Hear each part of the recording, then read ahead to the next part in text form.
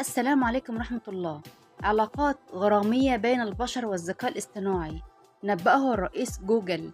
في فيلم 2049 يرتبط البطل في سياق الأحداث بفتاة افتراضية، لكن الأمر يتطور إلى علاقة حميمة. هذا ما يتخيله الفن، فهل يمكن أن يتطور الذكاء الاصطناعي إلى حد أن يتورط البشر في علاقات مع الذكاء الاصطناعي؟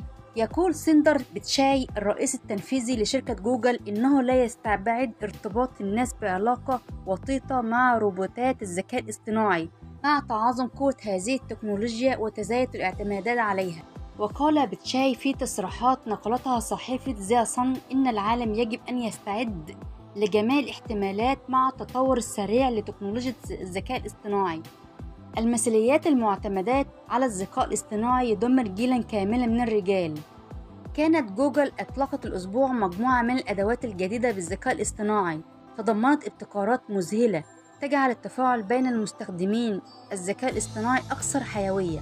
كما قدمت شركة أوبنال نسخة جديدة من نموذجها شات جي بي تي ليكون قادر على التفاعل الصوتي مع المستخدمون بأسلوب لم يتعرف عليه البشر من قبل سوى عبر أفلام الخيال العلمي. ابتكر حساب الذكاء الاصطناعي الشهير مجموعة من صور الحضارة المصرية إذ بقيت إلى يومنا هذا، وتتخيل سلسلة من الصور الجديدة كيف كانت ستبدو مصر القديمة لو بقت اليوم، وانتشرت على نطاق واسع عبر منصات التواصل الاجتماعي، وتوضح أنها كانت ستستمر في الاعتمادات على الطوب الحجري والطين.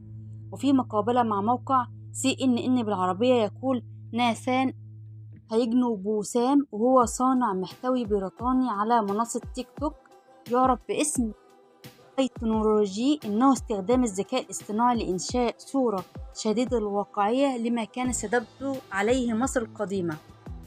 ويشرح هيجنو بوسام أن هذه السلسلة هي جزء من مشروع يتطور مع ما ستبدو عليه الحضارات القديمة إذا بقيت حتى يومنا هذا، مشيرا إلى أنه وجد أن الحضارة المصرية كانت أفضل بداية المشروع، إلا أنها تعد واحدة من أكثر الحضارة القديمة إثارة للاهتمام. ومن خلال هذا المشروع أراد هيجنو بوسام أن يبرز مدى تقدم هذه الحضارة لو استمرت إلى وقتنا الحالي، وأنها كانت ستتفوق على ما وصلنا نحن إليه اليوم.